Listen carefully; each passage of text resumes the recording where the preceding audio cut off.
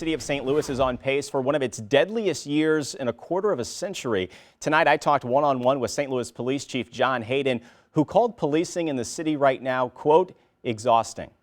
Crime scenes like this double homicide near SLU last night are becoming all too familiar. Chief Hayden says his department is being taxed. Hey, when I'm trying to respond to shootings like last night, and I'm trying to respond to protests, it's just exhausting.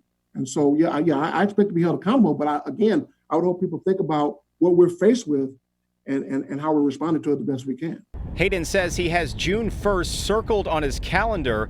That night during unrest, retired police captain David Dorn was shot and killed. 4 of his officers were shot and a 7-Eleven burned to the ground.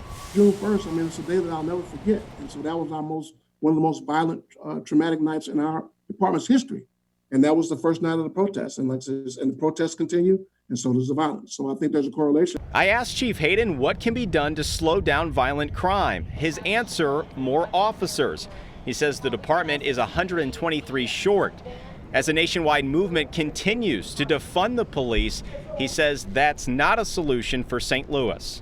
And so when you say you're defunding the St. Louis Police Department in particular, you're saying you want less officers. Interestingly enough, I haven't gone to one community meeting since I've been a police officer that folks weren't demanding more visibility and more police.